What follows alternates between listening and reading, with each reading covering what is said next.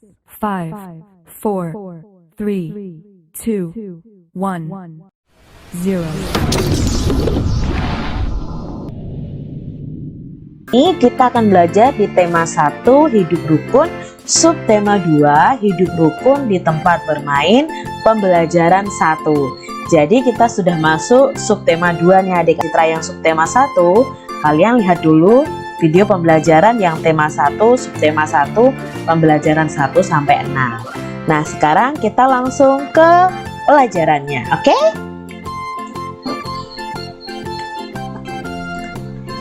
Perhatikan gambar ini adik-adik. Apa yang sedang dilakukan Udin dan teman-temannya? Ya, mereka sedang bermain. Ada yang bermain ayunan, bermain sudamanda, ada yang bermain kelereng, sepak bola, layang-layang. Pernahkah kalian bermain seperti ini dengan teman-teman kalian? Bagaimana perasaan kalian? Pasti senang ya adik-adik ya? Nah, di sini Udin mempunyai banyak teman. Ada Edo, Lani, Made, dan banyak lagi. Udin sering bermain bersama teman-temannya. Mereka bermain setelah pulang sekolah atau pada saat libur. Udin dan teman-teman bermain dengan rukun. Apakah teman-teman Udin bermain dengan rukun tadi? Ya, bermain dengan rukun. Nah, di sini Kak Citra punya gambar. Coba yuk kita beri tanda centang untuk gambar yang menunjukkan sikap rukun saat bermain. Kita lihat gambar yang paling atas sendiri adik-adik. Nah, gambar ini apakah menunjukkan sikap rukun saat bermain? Ya, ini menunjukkan sikap rukun, berarti kita beri centang. Lalu yang kedua, gambar ini bermain sepak bola, tapi lihat di sini ada yang bertengkar. Apakah ini menunjukkan sikap rukun? Tentunya tidak adik-adik. Gambar yang ketiga, bermain ayunan dengan teman. Nah, di sini kelihatan sangat senang ya Siti dan Lani. Apakah ini mencerminkan sikap hidup rukun? Iya, berarti ini kita centang. Kalau yang ini nih, berebut mainan, apakah mencerminkan sikap hidup rukun? Tentunya tidak. Lalu di sini ada teman yang jatuh malah ditertawakan.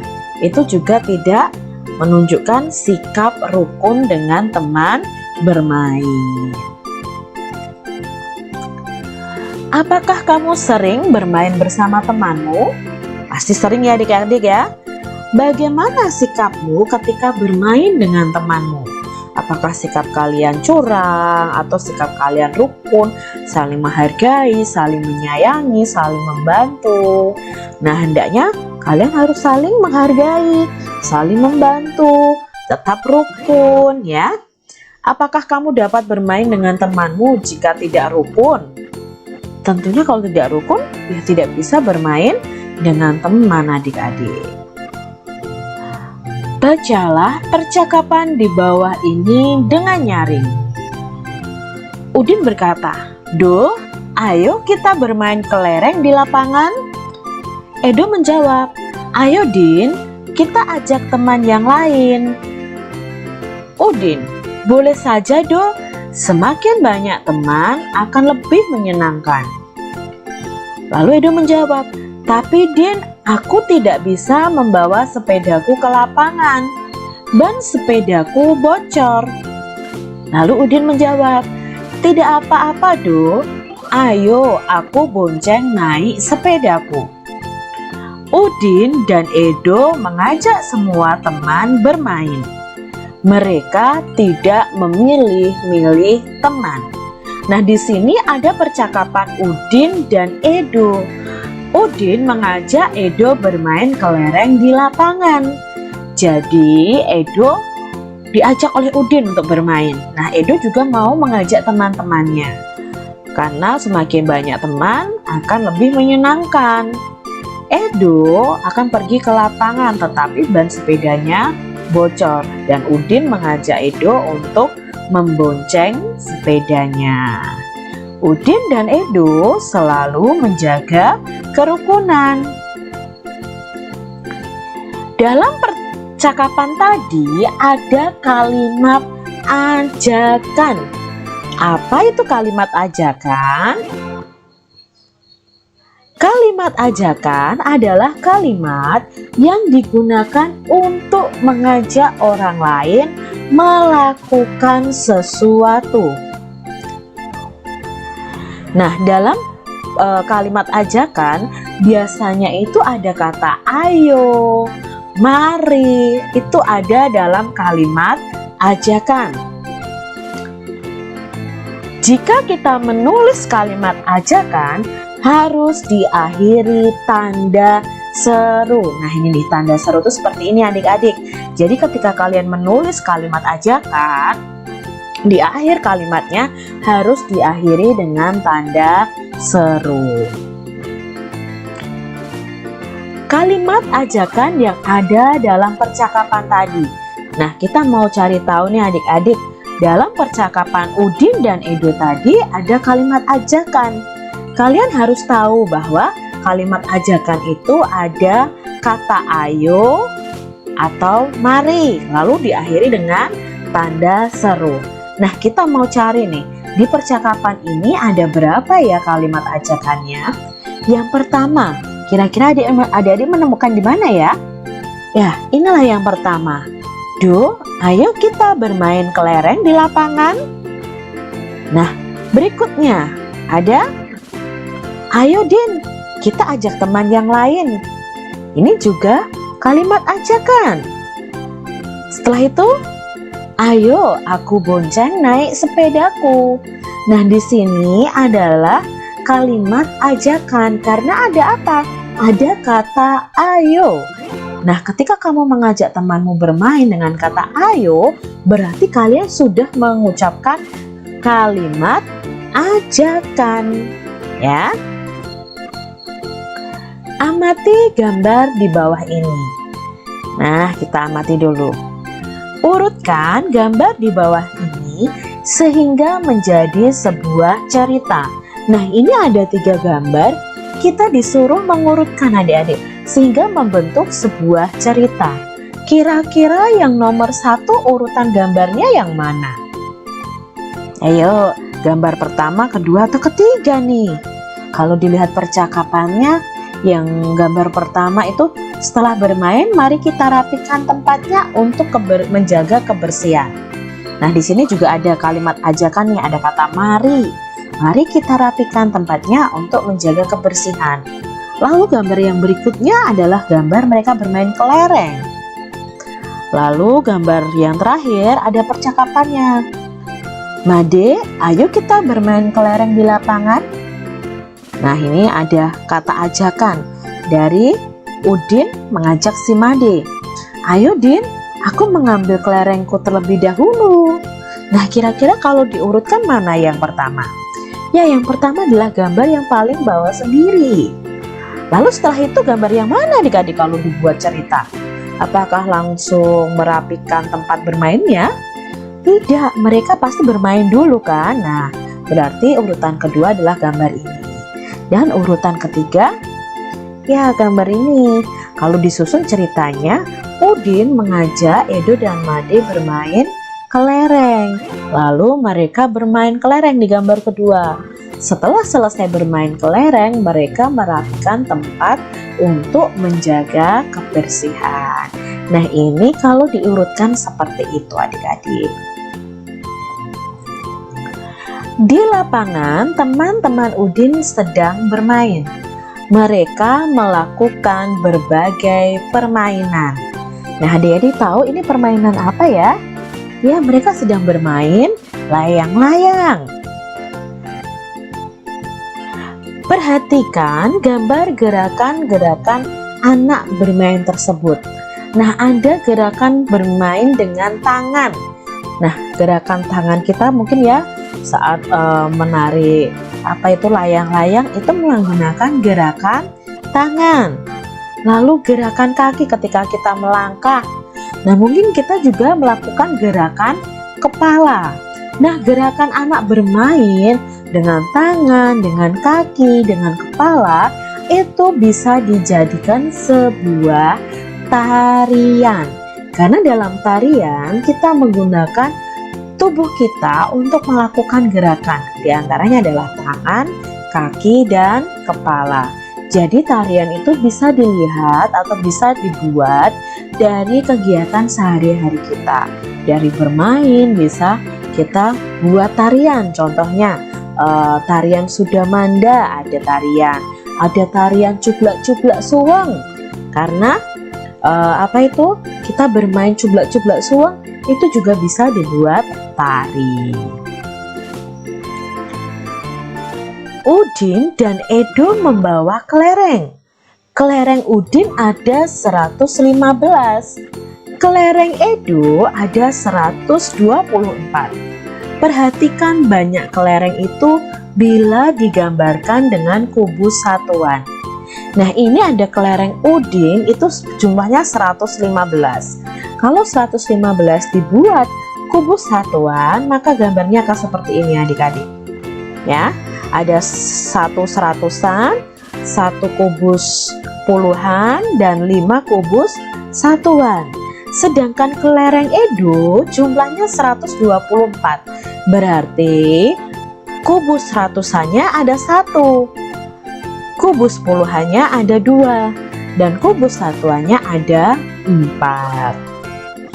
Perhatikan puluhannya.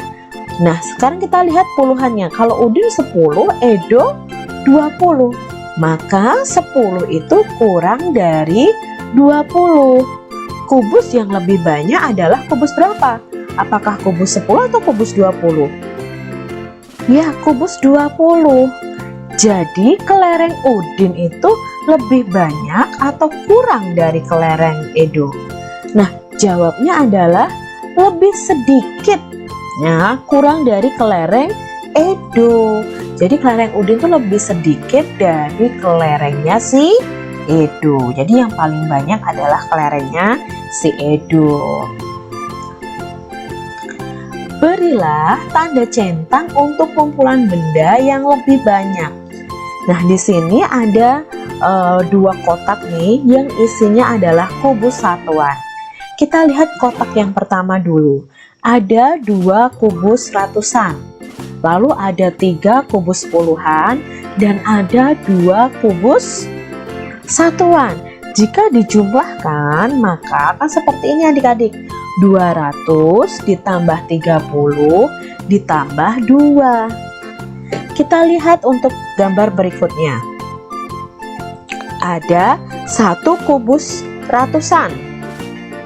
Ada 4 kubus puluhan dan ada 6 kubus satuan. Jika dibuat penjumlahan maka jumlahnya seperti ini. Lalu kita bandingkan mana yang lebih banyak adik-adik, yang gambar kubus yang depan atau yang belakang? Ya, seharusnya kumpulan benda yang lebih banyak adalah kubus yang depan, karena totalnya di situ kita sudah bisa lihat. Dari ratusannya saja, yang depan itu ada 2, berarti 200. Yang belakang hanya ada 1, berarti cuma 100. Jadi yang lebih banyak adalah benda kubus yang di depan. Kita lihat berikutnya. Sama, memberi tanda centang untuk kumpulan benda yang lebih banyak. Sekarang gambar yang depan ya, yang awal nih. Ada 1 kubus ratusan, 4 kubus puluhan, dan ada 8 kubus satuan. Maka jika dibuat penjumlahan seperti ini.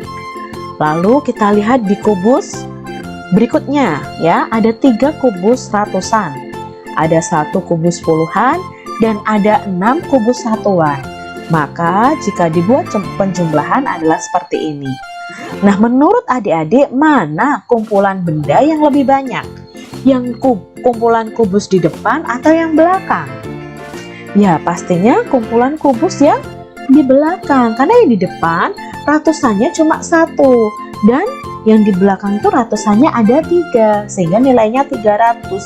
Jadi akan lebih banyak. Soal berikutnya. Nah, di sini ada kelereng nih. yang dibungkus plastik. Satu plastik itu isinya 100, satu plastik itu isinya 10.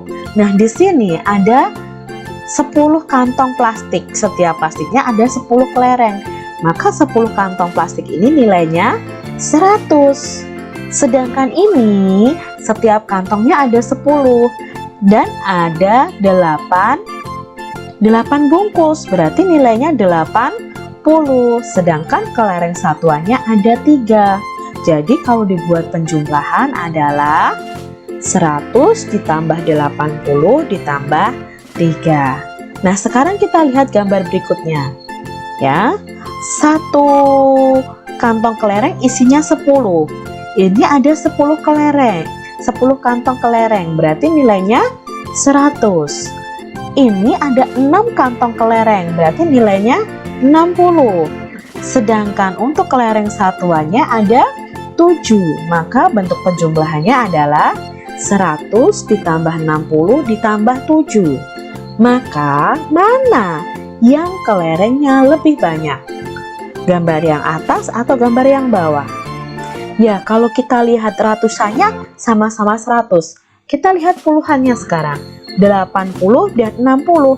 Maka yang lebih banyak adalah yang 80. Jadi, banyaknya kelereng yang lebih banyak itu gambar yang paling atas.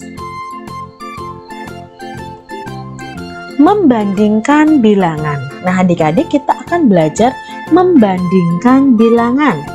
Bilangan dapat dibandingkan dengan kata kurang dari, lebih dari, atau sama dengan.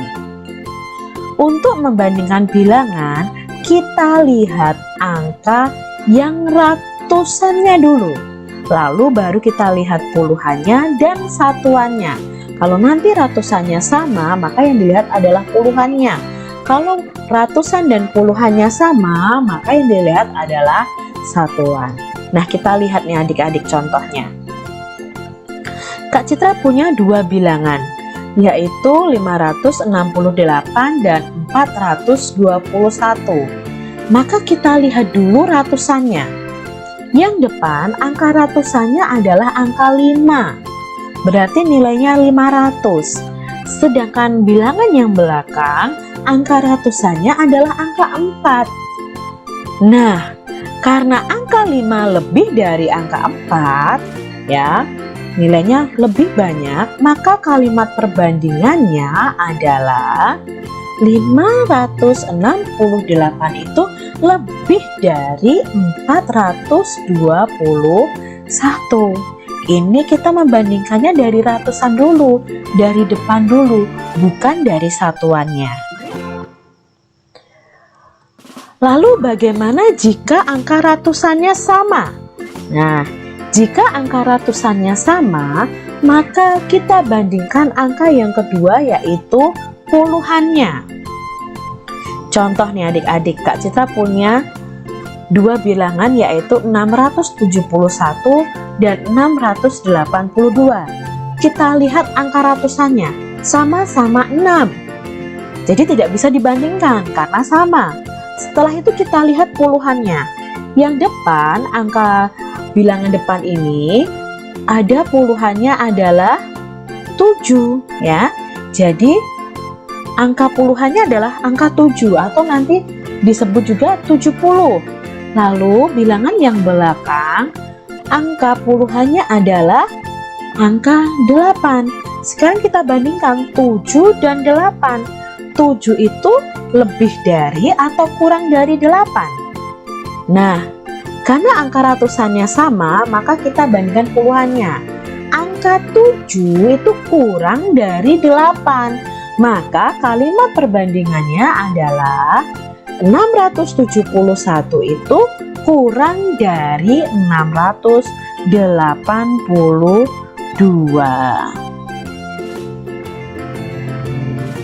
Lalu bagaimana nih jika angka ratusan dan puluhannya sama?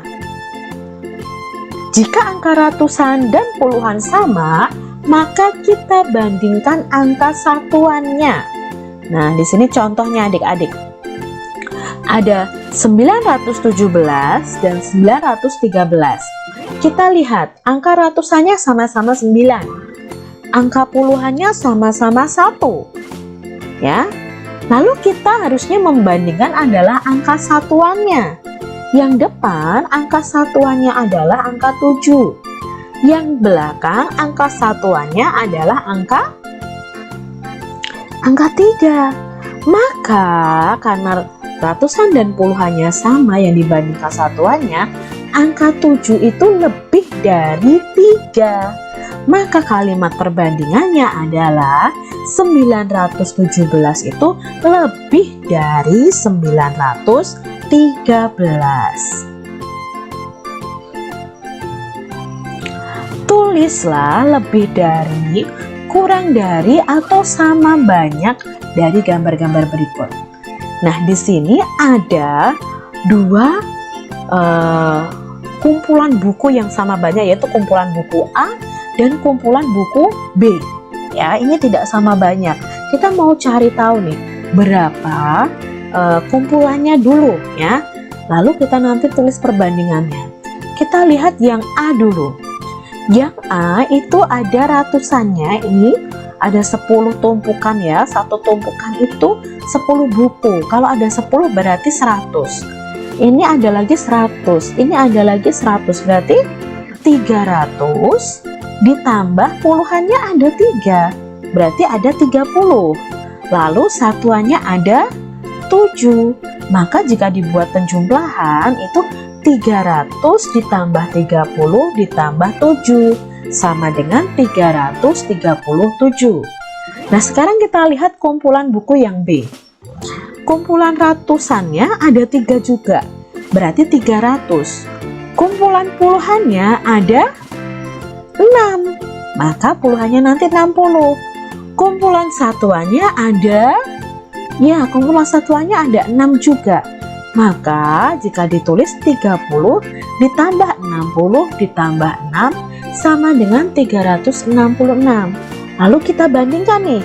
Maka tumpukan buku yang A titik-titik yang B, apakah lebih dari atau kurang dari? Kalau kita lihat ratusannya sama.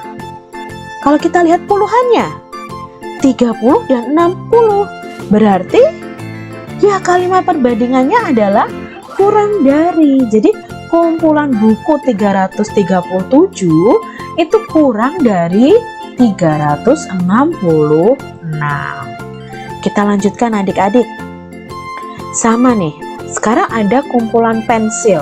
Kumpulan pensil A dan kumpulan pensil B. Kumpulan pensil A. Satu ikat itu ada 10. Kalau ini 10 ikat berarti ada 100.